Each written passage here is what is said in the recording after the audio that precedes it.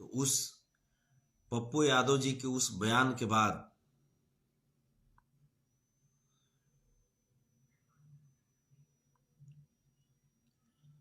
मैं समझ नहीं पा रहा हूं कि आखिर किया क्या जाए। मैं क्या करूं? ये सोशल वर्क में छोड़ दूं, क्या करूं, ये समझ में नहीं आ रहा। क्योंकि जिस व्यक्ति से आप कुछ उम्मीद रखते हैं, उम्मीद कि अ, समाज का व्यक्ति है, अपने आप को बोलते हैं कि हम शोषितों वंचितों की आवाज हैं, और वो व्यक्ति अगर आपके खिलाफ साजिश करना शुरू कर दे तो फिर बड़ा मुश्किल हो जाता है।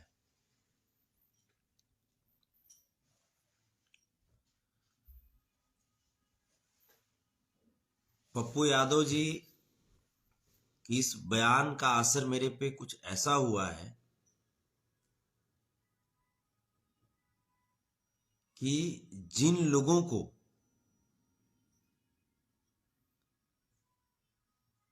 मेरे सामने खड़े होने की हिम्मत नहीं होती थी, वो लोग भी आज फोन करके, जब से बयान दिए हैं तब से,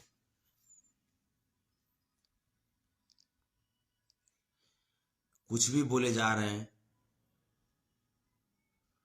कुछ भी, मतलब कुछ भी। हम विशेष कुछ बोल भी नहीं पा रहे हैं, क्योंकि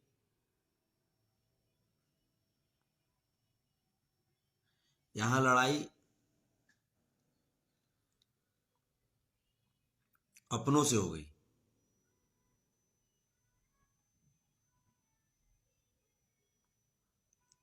और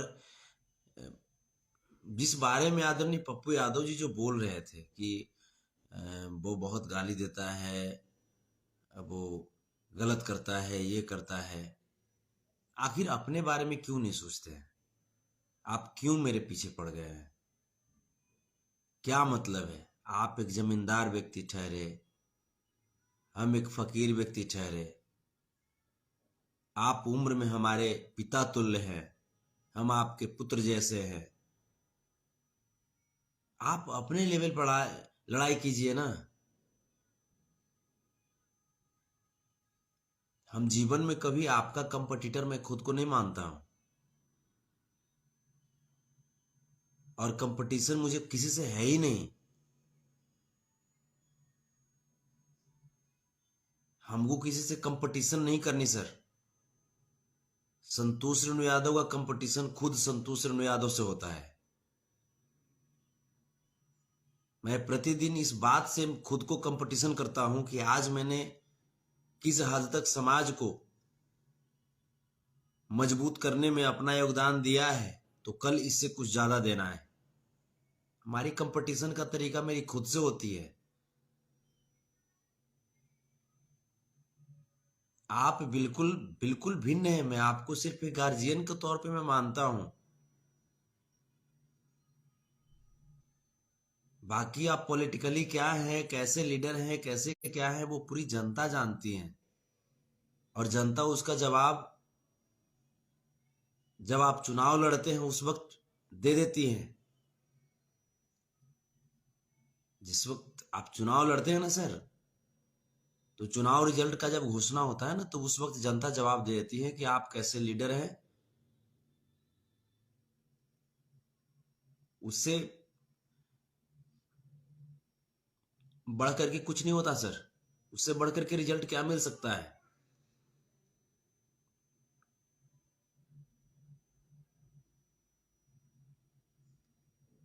एक वैसा व्यक्ति जो सांसद रहा हो, जो विधायक रहा हो, और वो व्यक्ति अगर चुनाव लड़ रहे हो और उनका अगर जमानत जब्त हो जा रहा हो, तो ये आपकी लीडरशिप का ये नतीजा है। यही आपकी लीडरशिप है पप्पू सर। आप बिना वजह, आप, हम समझ सकते हैं आपने ऐसा क्यों किया है, क्योंकि बहुत सारे ऐसे मामले थे जिन मामलों में आपसे पहले मैं समाज के पास पहुंचा था, आपसे पहले मैं पीड़ित परिवार तक पहुंचा था। और बहुत जगह जहां पे आप जाते हैं वहां पे आपको सुनने में ये आता है वहां के लोगों से कि हाँ, संतोष रेणु तो यहाँ पे आए थे, आकर के चले गए। और इसी बात से आपको खुन्नस है कि कैसे समाज में संतोष रेणु यादव का नाम लोग जानने लगे हैं, लोग प्यार से लेने लगे हैं। आखिर संतोष रेणु यादव को लोग प्यार क्यों करने लगे हैं? आपको इसी बात से दिक्कत है, हम समझ सकते हैं सर। तो सर, हम हमेशा आज भी कह रहे हैं, कल भी कह रहे हैं सर, और हमेशा कहते रहेंगे, आप मेरे गार्जियन हैं सर, आप पिता तुल्य हैं। मेरी कोई कंपटीशन आपसे नहीं है सर।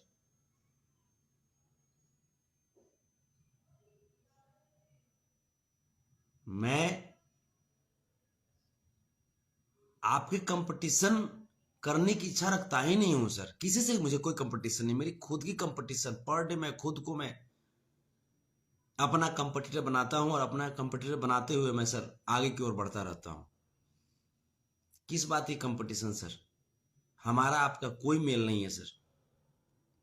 आप एक धनवान जमींदार घराने के पुत्र हैं, हम एक मजदूर घराने के पुत्र हैं सर। आपका बचपन सर सोने के पलंग पे बीता है सर, और हमारा बचपन चना बेचते बेचते बीता है सर।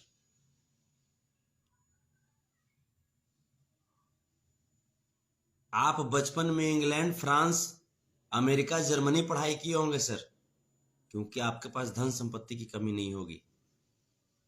लेकिन हमारी पढ़ाई हमारे गांव के इर्द गिर्द ही सीमित रहा सर। आप बचपन से सर ब्रांडेड कपड़ों में आप दिखाई देते होंगे, लेकिन हमारे तन पे फटे कपड़े भी मिल जाए इसका भी कोई ठिकाना नहीं था सर। हमारा आपका कोई मेल ही नहीं है सर। लेकिन हाँ, एक मामले में सर, जहां शायद मुझे लगता है कि आप हमारे उस पोर्शन को देखे और इसीलिए आप ईर्ष्या में हैं सर। एक मामला, आप आर्थिक रूप से मजबूत हैं सर। आप फिजिकली तौर पे हमसे मजबूत हैं सर। फिजिकली मतलब कहने का मतलब ताकत तो हमसे ज्यादा है ही है सर। आपको आप एक आध थाप मार दीजिएगा हमको तो उठ के हमको पानी नहीं पीने में बनेगा सर। लेकिन मानसिक रूप की अगर मैं बात करूं सर, तो मानसिक रूप से सर ये सच्चाई है कि मैं आपसे बहुत आगे हूं सर। मानसिक रूप की अगर मैं बात करूं तो मानसिक रूप से आप हमसे मुकाबला नहीं कर सकते सर।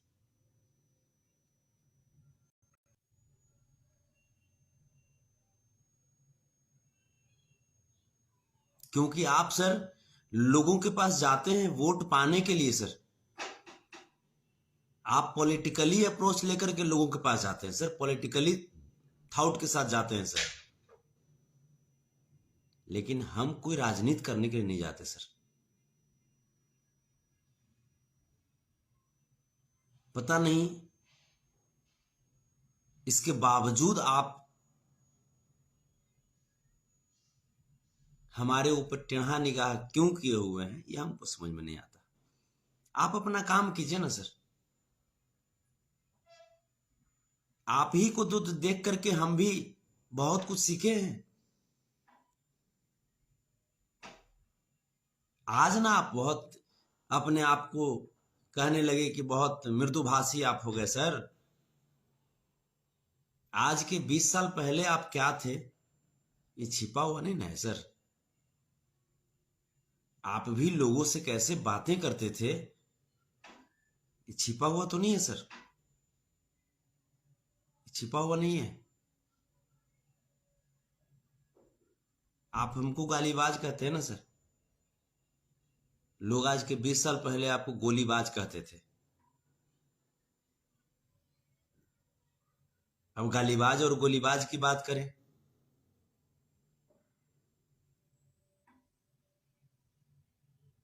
तो दोनों में से कौन ज्यादा खराब शब्द है?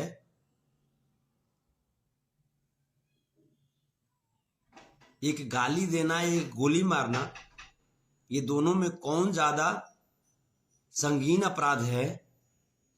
ये तो आप भी समझ सकते हैं और पूरी जनमानस समझ सकते हैं।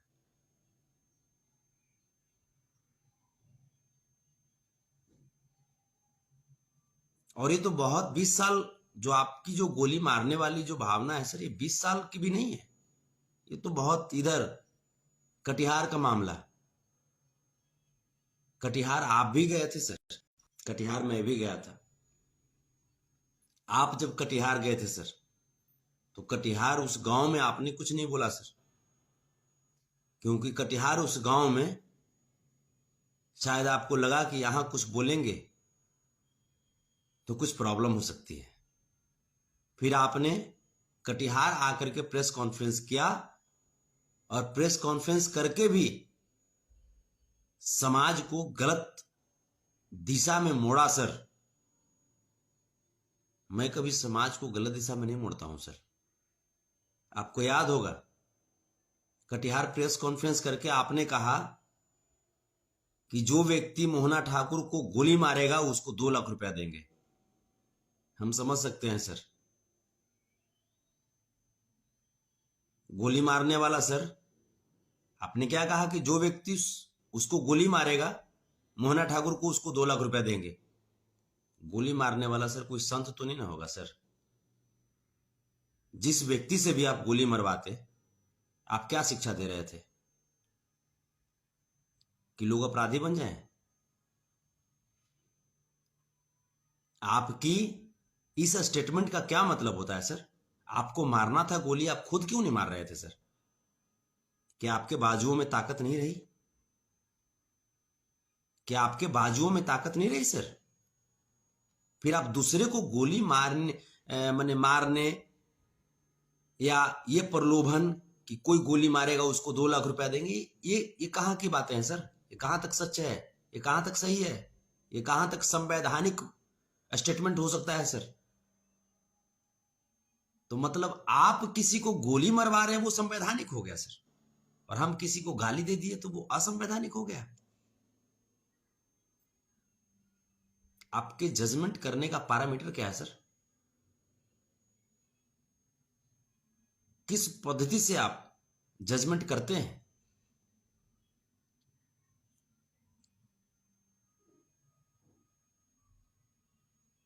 समाज प्रतिदिन आप भी देख रहे हैं सर, और समाज प्रतिदिन हम भी देख रहे हैं। ये अलग बात है कि आप फंड के पैसा से सर पहुंच जाते हैं वहां पे, और हमारा पहुंचते पहुंचते पैसा खत्म हो जाता है, कभी कभी चेक भी बाउंस हो जाता है। ये हमारे गरीबी का आलम है सर। लेकिन इच्छा तो आपसे ज्यादा होती है सर समाज को मजबूत करने की। आप पॉलिटिकली सोचते हैं सर, वोट लेने के लिए, और हमें इसे वोट फोट के पढ़ाई हमको नहीं आता सर। हम वोट उठ के पढ़ाई नहीं पढ़ते हैं, हम ईमानदारी के साथ वहां पहुंचते हैं सर। आप जब जाते हैं तो आप सुरक्षा के घेरों में जाते हैं सर। सुरक्षा का घेरा आपके पास होता है। अकेले आप नहीं जाइएगा सर कहीं, चैलेंज कर रहा हूं सर। आप अकेले कहीं नहीं जा सकते, क्योंकि आप एक डरपोक आदमी हैं सर। हमारे जैसा अकेले आप नहीं जा सकते सर, मैं बता रहा हूं आपको। 6-6 बार सर जानलेवा हमला झेला हुआ व्यक्ति का नाम है संतोष रुन यादव। 6-6 बार जानलेवा हमला झेला है। उसके बावजूद जब भी समाज को जरूरत पड़ता है सर, वहां पहुंच जाता हूं अपनी जान को हथेली पे लेकर के।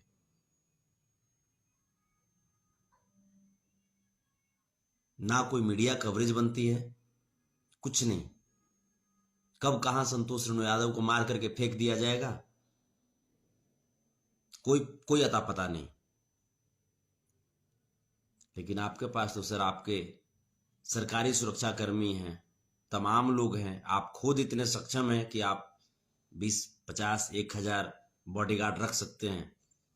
हमारे पास तो गाड़ी में तेल कहां से आएगा, इसके लिए भी सोचना पड़ता है सर। लेकिन इसके बावजूद सर,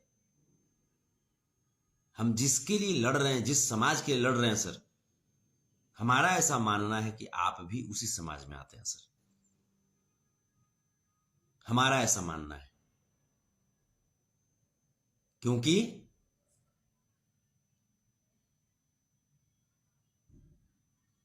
हमारी लड़ाई उस वक्त भी उतनी ही मजबूत थी और मजबूती से लड़ी जा रही थी जिस वक्त आपको लॉकडाउन के दौरान जेल भेजा जा रहा था सर। जाकर के देख लीजिएगा मेरा फेसबुक पेज कि आपके लिए संतोष रेणु यादव किस हद तक लड़ रहा था, जाकर के देख लीजिएगा सर। और साथ ही साथ सिर्फ संतोष रेणु यादव नहीं सर, ये तमाम लोग आपके लिए लड़ रहे थे सर। इसके बावजूद कि आप जब भी जेल से बाहर निकलते हैं सर, लालू प्रसाद यादव जी पे करारा प्रहार करने लगते हैं सर। तब आप तो कहेंगे कि लालू प्रसाद यादव जी पे हम नहीं करते हैं, हम तेजस्वी जी पे करते हैं, ऐसा आपका कहना होगा। सर आपकी मानसिकता को हम समझते हैं सर। आपके लिए पुत्र के समान है, लेकिन कोई दूध पीते हुए बच्चे नहीं है सर।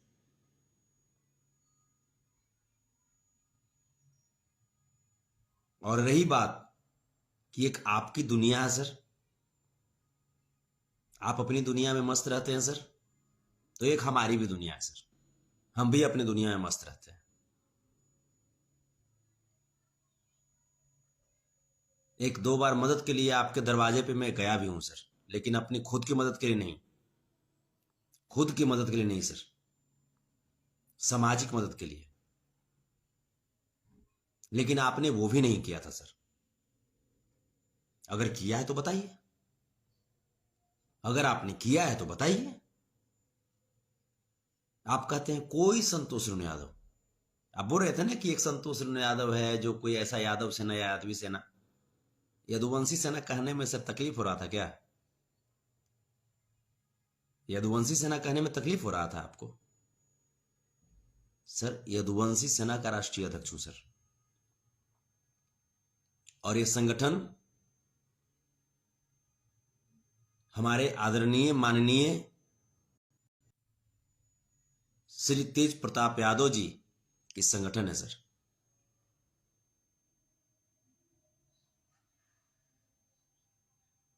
करनी सेना का बड़ा नाम आपको याद था सर, यदुवंशी सेना का नाम क्यों भूल रहे थे सर? आरएसएस का नाम तो याद होगा आपको, ये चलते याद होगा सर क्योंकि वहां से आपका फंडिंग आता है, वहां से आपका फंडिंग आता है सर।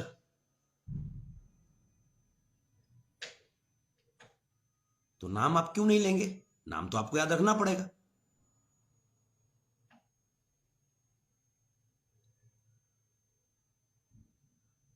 तो आपकी भावनाओं को हम समझ सकते हैं सर, लेकिन आप बिल्कुल, मैं बोल रहा हूं कि हमारी खुद से कंपटीशन होती है सर, आपसे मेरी कोई कंपटीशन नहीं है। आप खूब आगे बढ़िए ना सर, खूब आगे बढ़िए, मुख्यमंत्री बन जाइए, प्रधानमंत्री बन जाइए, राष्ट्रपति बन जाइए।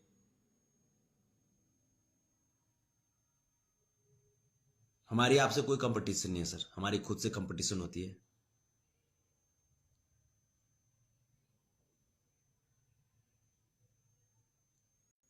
कभी इच्छा हो ना सर हमारे बारे में विशेष जानने की, आपके बारे में तो पूरी दुनिया जानती है सर, लेकिन हमारे बारे में अगर विशेष जानने की इच्छा हो तो कभी चले आइएगा हमारे कुटिया में। एक छोटा सा रेंट पे रहते हैं सर पटना में। आपके जैसा मेरा ना कोई अपार्टमेंट है ना कोई महल है, रेंट पे रहते हैं पटना में सर। चले आइएगा, जितनी क्षमता होगी हमारी, नमक रोटी, एक गिलास पानी ही देने की, जरूर देंगे सर। पिता की तरह जो सम्मान दिया जा सकता है वो सम्मान आपको भी देंगे। चले आइएगा कभी।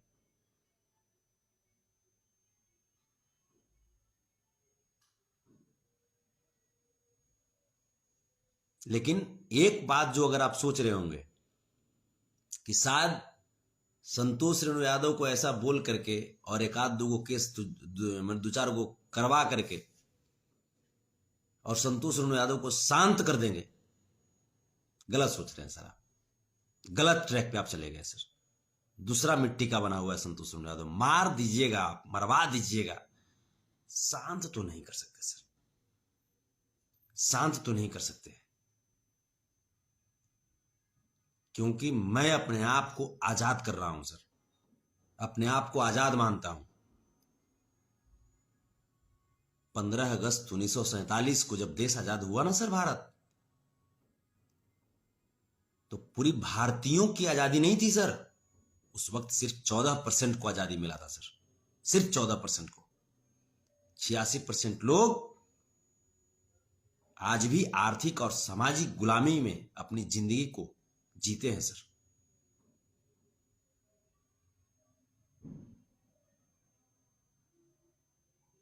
और मैंने अपनी जिंदगी को उस गुलामी की जंजीर को तोड़ने में लगा दिया है सर। उस गुलामी की जंजीर को तोड़ेंगे सर। हाँ, बीच में अगर हमारी मौत हो गई तो कोई बात नहीं, वो काम कोई और आ जाएगा संतोष रेणु बन करके, कोई और उस मुहिम को आगे बढ़ाएगा और इस मुहिम को हम अपने दादा श्री कृष्ण के प्रतिमूर्ति परम आदरणीय लालू प्रसाद यादव जी के सिद्धांतों से प्राप्त किए हैं और परम आदरणीय लालू प्रसाद यादव जी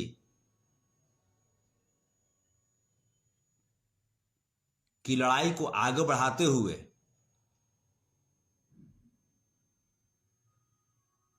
हम खुद को बहुत सौभाग्यशाली महसूस करते हैं।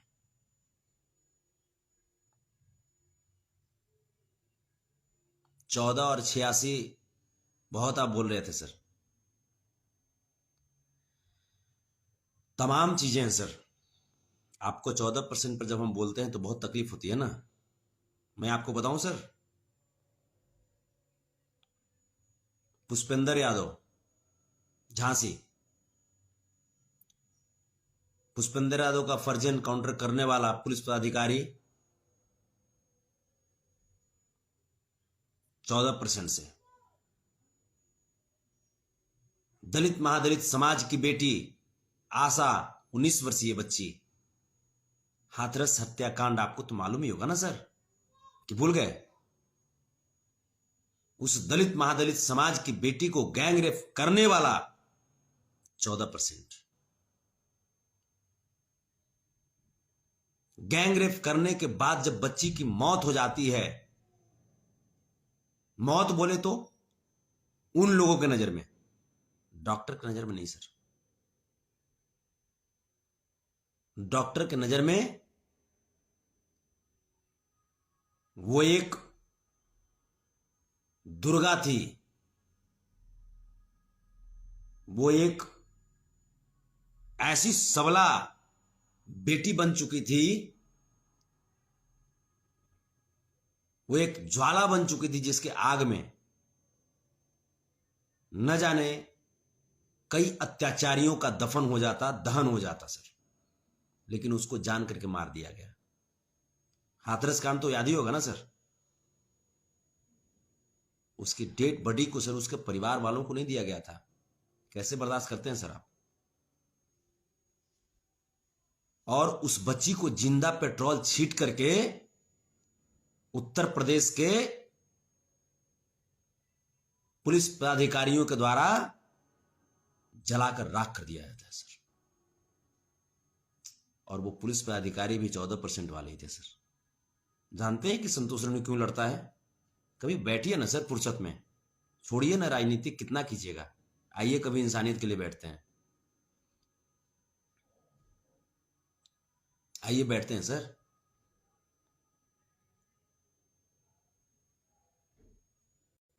निशा यादव, चंदौली, मनराजपुर, आप गए थे सर? नहीं ना, नहीं गए होंगे सर आप। आपको टाइम कहाँ है सर?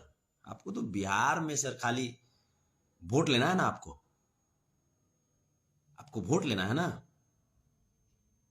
मनराजपुर, चंदौली, निशा यादव, वो 14% वाले ही पुलिस पदाधिकारी थे सर सब लोग। जो लोग पहले तो निशा यादव को गंदी तरीके से पीटा और उसके बाद जब मौत हो जाती है तो निशा यादव की डेड बॉडी को पंखे में लटका देता है और ये कहता है कि लड़की फांसी लगा करके मर गई।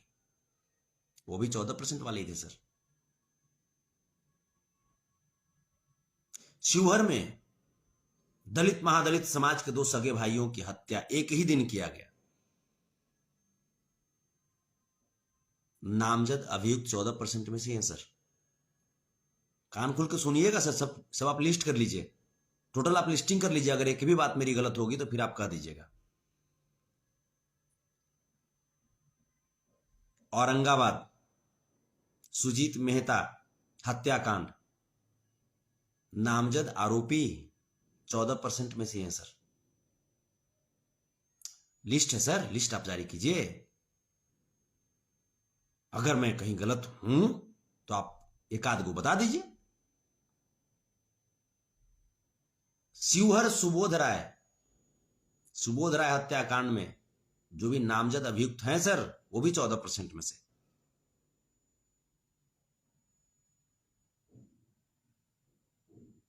मधुबन विश्वनाथ यादव, उनके हत्यारों की अगर मैं बात करूं तो उनके भी नामजद अभियुक्त 14% में से हैं सर।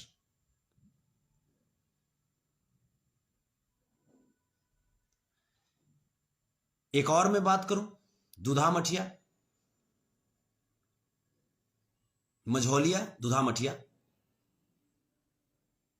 दिनेश्वर यादव, उनके भी नामजद अभियुक्त जो हैं सर 14% ही हैं।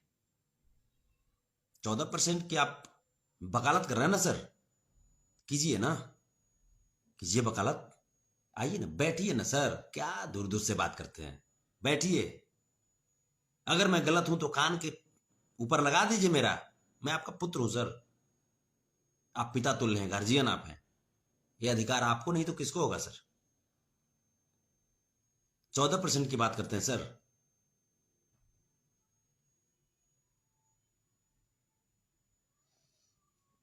देश के महामहिम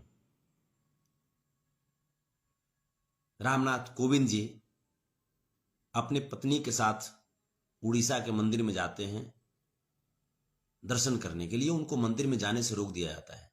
रोकने वाले कौन? 14%।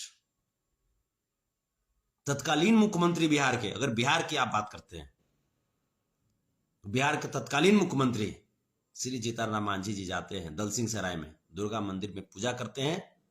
पूजा करने के बाद दुर्गा प्रतिमा को गंगा जल से धो दिया जाता है। धोने वाले कौन? 14%। उत्तर प्रदेश के पूर्व मुख्यमंत्री, तत्कालीन मुख्यमंत्री थे,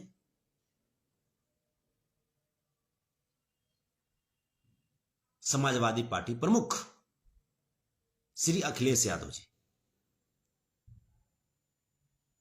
भाजपा जब वहां पे चुनाव जीती, योगी आदित्यनाथ जब मुख्यमंत्री बने तो मुख्यमंत्री आवास को गंगा जल से छिड़का गया था सर। जानते हैं योगी आदित्यनाथ जी किस समाज से आते हैं सर? वो भी 14% से आते हैं सर। वकालत कीजिएगा 14% का। और मैं बताऊं सर, और मैं बताऊं, लॉकडाउन के दौरान सर एम्बुलेंस वाला मैटर आपका खूब चर्चा में आया था सर। एम्बुलेंस वाला मैटर कि एम्बुलेंस से बालू ढोया जाता है, क्या क्या ढोया जाता है।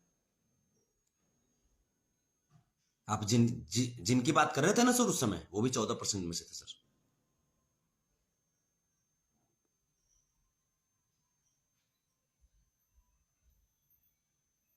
जुडिशरी सेक्टर में सर 95% जो माननीय न्यायाधीश महोदय हैं, वो भी 14% से आते हैं सर। वो भी 14% से आते हैं सर।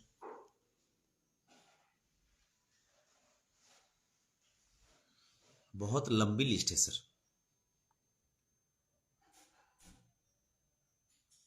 मैं आपका पुत्र ही हूं सर, कोई दूसरा नहीं हूं, और आजीवन यही रिस्पेक्ट मैं दूंगा सर। लेकिन हाँ, मुझे पता है कि मुझे खतरा भी अगर सबसे ज्यादा आज की डेट में अगर महसूस हो रहा है किसी से, तो वो आप ही से हो रहा है सर। क्योंकि शायद आप पॉलिटिकल दृष्टिकोण से हमको देखने लगे सर। कभी एक अच्छे नजरिए से आप हमको देखिए, सामाजिक नजरिए से देखिए, तब शायद आपको एहसास होगा कि समाज के लिए आप जितना करते हैं ना सर, जितनी क्षमता रहते हुए आप जितना करते हैं सर, अगर दोनों की कैपेसिटी की बात कर लीजिए सर, क्षमता की, आर्थिक क्षमता की, तो फिर मेरा आपसे तो ऊंचा स्थान रहेगा सर, आपसे ऊंचा स्थान रहेगा।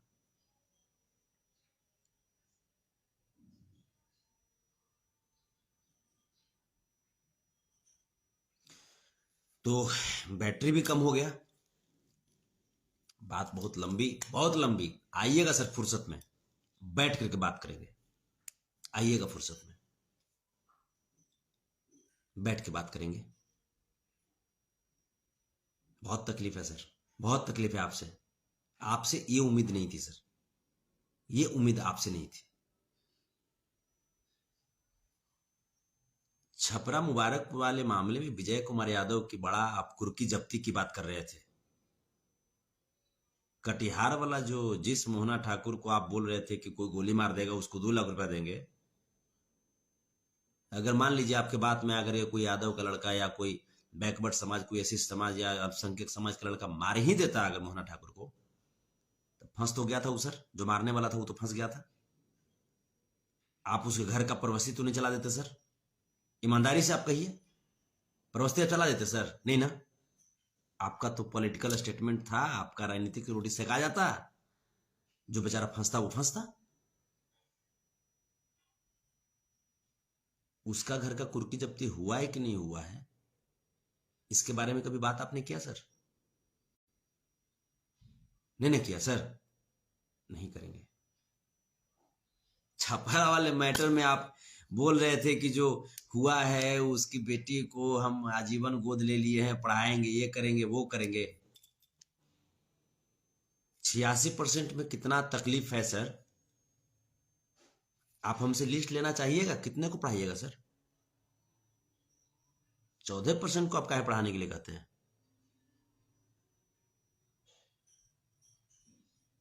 14% को आप काहे पढ़ाने के लिए कहते हैं सर? ये चलते कि उधर से वोट मिलेगा, यही चलते ना सर? एक को वोट ना देगा सर आपको, एक को वोट नहीं देगा, बड़ा खुल्लम खुल्लाम बोलते हैं सर। वो आपको यूज कर लेगा, एक को जो वोट नसीब करवा देवे सर, एक को आपको वोट नहीं देगा। सब जाता है जुमला पार्टी, जानते हैं ना? सब जाता है जुमला पार्टी सर।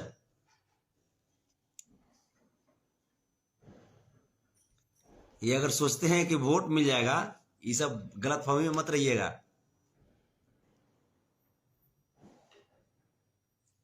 उसका कैंडिडेट रहेगा ना सर, अब भारी कैंडिडेट रहेगा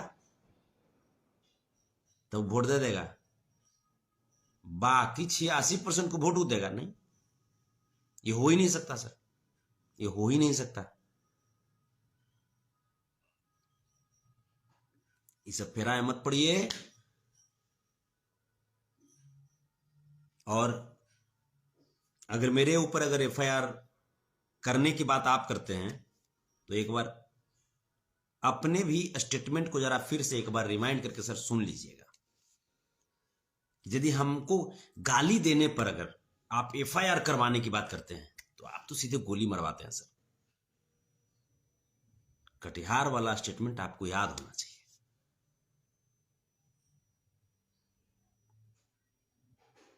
आपका सर अपना साम्राज्य है ना सर, तो संतोष रेणु यादव का भी अपना साम्राज्य है। आपका साम्राज्य आपके पैसों से बना हुआ है सर, और हमारा साम्राज्य हमारे मजबूत जिगरों से बना हुआ है सर, मजबूत इरादों से बना हुआ है। पुत्र तो आप ही का ना हूं सर,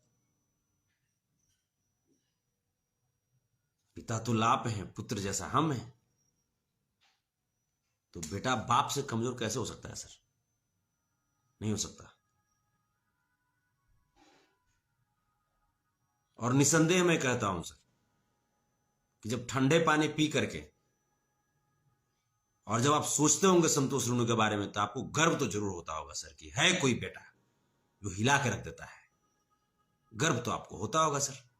ये कहिए कि राजनीतिक तौर पे आपको ये लग रहा है कि अरे संतोष रेणु यादव का इतना नाम कैसे हो रहा है, लोग कैसे प्यार कर रहे हैं। तो आप जाकर के लोग को समझाइए ना सर, हर लोग को जाकर के समझाइए कि हाँ संतोष रेणु यादव को प्यार मत करो। आप भी कुछ ऐसा काम कीजिए सर कि जिससे लोग आपको प्यार करें। तो आप सीधा लालू यादव जी पर हमला करने लगते हैं, आप सीधा तेजस्वी यादव जी पर हमला करने लगते हैं, आप सीधा 14% की जगह गोदी में बैठेला सोचते हैं, 86% को आप दरकिनार कर देते हैं।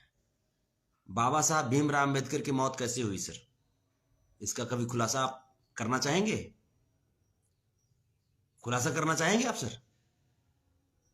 धीरेंद्र शास्त्री बोलता है कि देश को हिंदू राष्ट्र बनाएंगे,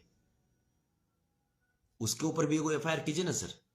जब हिंदू राष्ट्र बनाएगा तो डॉक्टर एपीजे अब्दुल कलाम जिस समाज से आते हैं, जिस धर्म से आते हैं, उस धर्म के लोगों को तकलीफ नहीं होगी सर। सरदार भगत सिंह जी जिस समाज से, जिस धर्म से आते हैं, क्या उनके हृदय को तकलीफ नहीं होगी? मदर टेरेसा जिस समाज से, जिस धर्म से आती हैं, जिनको भारत रत्न मिला, क्या उनके समाज को तकलीफ नहीं होगा सर? और रही बात ये देश संविधान से न चलेगा सर कि कुछ पाखंडियों से, उसके ऊपर एफआईआर क्यों नहीं करते हैं सर? उसके ऊपर एफआईआर क्यों नहीं करते हैं? इसीलिए ना सर कि 14% में से है, उसके पास माल पताई है। अब भाजपा वाला आपको भी हेवी देता है, सच्चाई है ना सर। कड़वा लग रहा होगा सर, लेकिन ये सच्चाई है। तो सर आप ये सब सेटलमेंट करते रहिए सर, आप ये सब सेटलमेंट करते रहिए। हमको समाज को मजबूत करना है, आप अपनी राजनीतिक बातें करते रहिए। मैं निसंदेह बोल रहा हूं सर कि जिस दिन 86% हमारा जाग गया ना सर, उस दिन फिर मजा आ जाएगा सर। और हम जगा के रहेंगे सर, हम जगा के रहेंगे। उस दिन हम जगा के रहेंगे सर।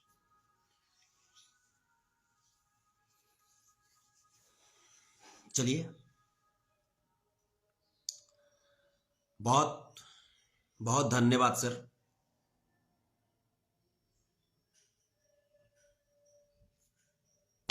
आप जो कुछ भी सोचे मेरे लिए, चलिए। लेकिन एक चीज और, पप्पू यादव जी के स्टेटमेंट मेरे लिए क्या है ये अलग चीज है। ये हमारा अपना निजी ये सब बात है, निजी मैटर है। क्योंकि पप्पू यादव जी को भी हम 86% में ही काउंट करते हैं।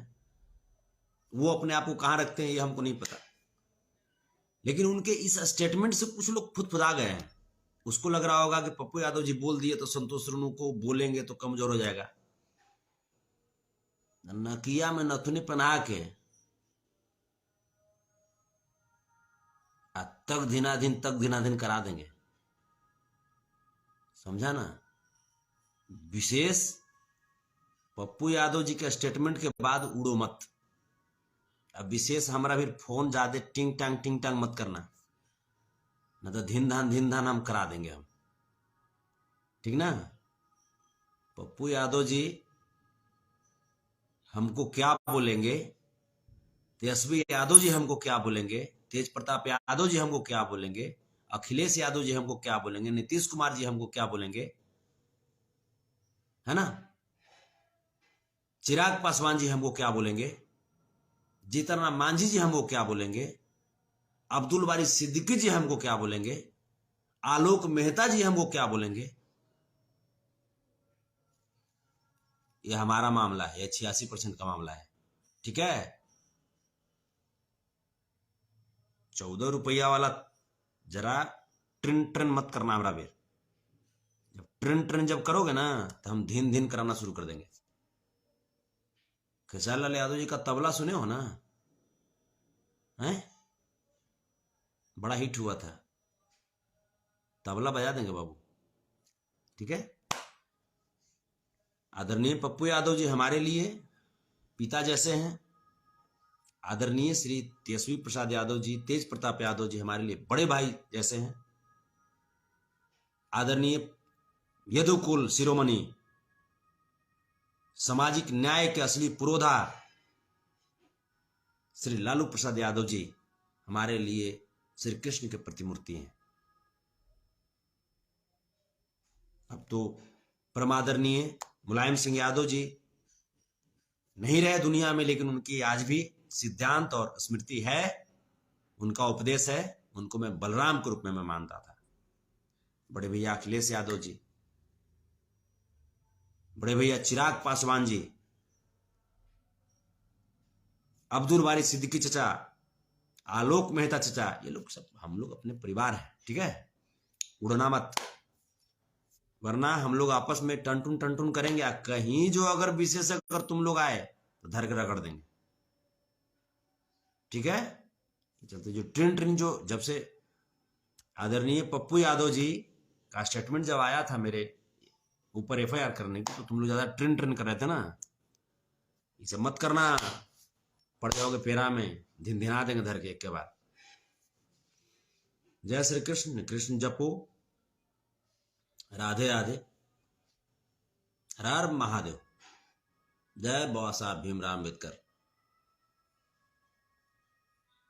सम्राट अशोक हमनिए के 86% में से आया करते हैं।